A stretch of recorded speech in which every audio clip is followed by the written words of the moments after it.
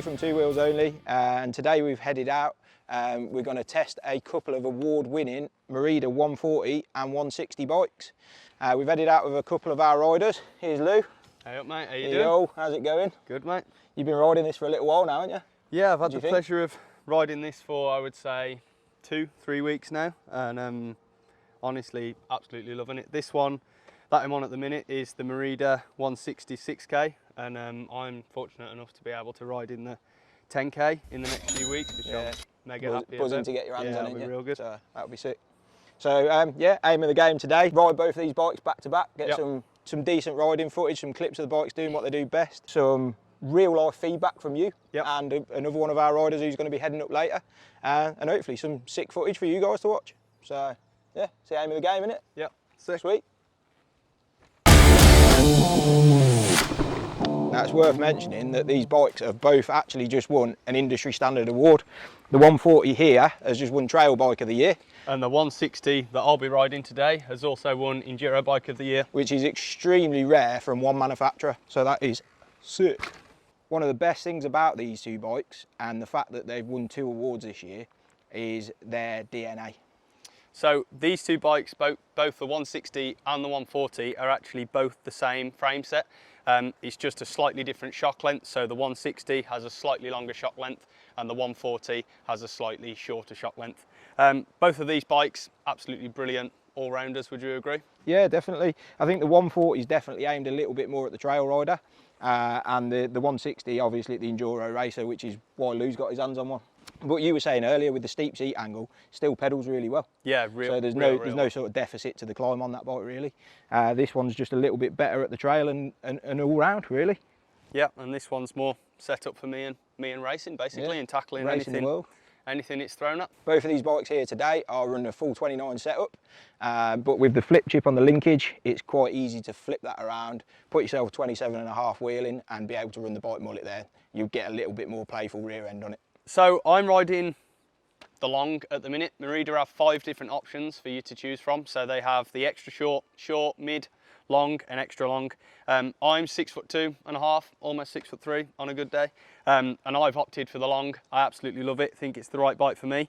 They're sized up on top tube length, which again, I think is brilliant. You can really customize the fit to how you want the bike to ride basically. And again, can put that rear wheel as a mullet if you really want to for that extra manoeuvrability in the turns. One sticking point when choosing a bike of late can sometimes be an integrated headset, which Merida have gone for here. However, from my own point of view, working in a workshop perspective, I've had one of these headsets in bits and it's one of the most easily serviceable integrated headsets I've ever had apart. So don't let that put you off the bike. Merida have really dialed this out, it's good. So Merida are actually the 2nd largest bike manufacturer in the world, producing bikes for some of the largest manufacturers known to man.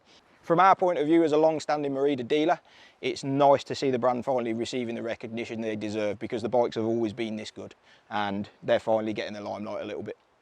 So for a racer like me, Merida have absolutely nailed it with their frame storage. So as I've got on the bike at the minute, they've got a tool strap which can carry an inner tube, a integrated feedlot bottle, which is real easy to use when out on the trail. It's just a slide off and you can have yourself a drink. Merida also have a multi-tool under the seat, which is real easy to access, and they also have a Allen key in the rear axle, can do up the majority of the bolts on the Merida, including headset and axles, which is an absolutely brilliant tool to have when out riding on the trail on those days that you don't want to carry an Allen key with you.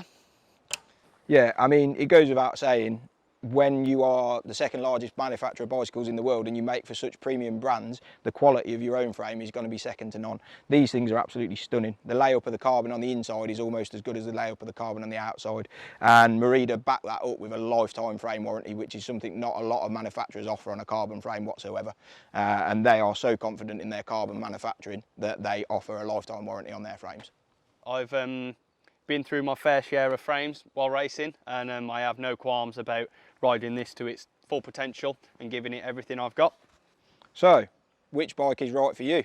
Now, if you want an all-round package, if you want to be able to tow your kid around on a shotgun and be able to go to Bike Park Wales or to a trail centre or get the most out of your bike on all aspects, then the 140 is definitely the bike for you. But if you're like Lou and you're a bit of an adrenaline junkie, and yeah, you want the most out of an aggressive enduro geometry bike, you want it to deliver, you want it to perform, you want it to be aggressive and slack, then probably the 160 is the way to go, isn't it? Yeah, most definitely.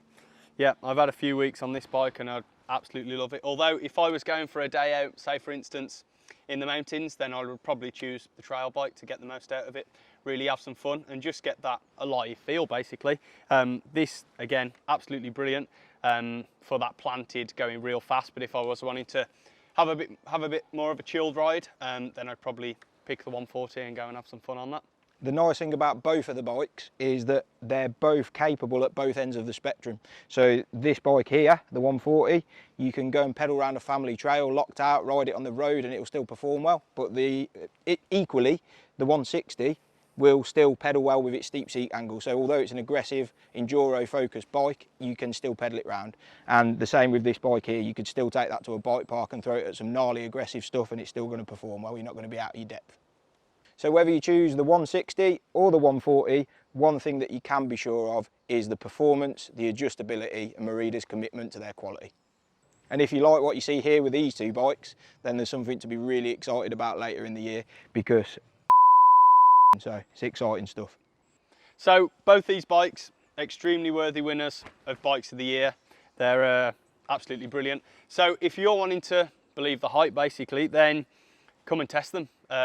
Visit the guys over at Two Wheels Only. There'll be a link in the description and the bio in which you can click on that. Come and have a go basically, and the guys at Two Wheels Only will help you out. We'll get you on one, we'll get you out, get you comfortable, get you set up, and yeah, you can experience it for yourself and realise that it's not all just talk and that these bikes do exactly what they say on the tin and more.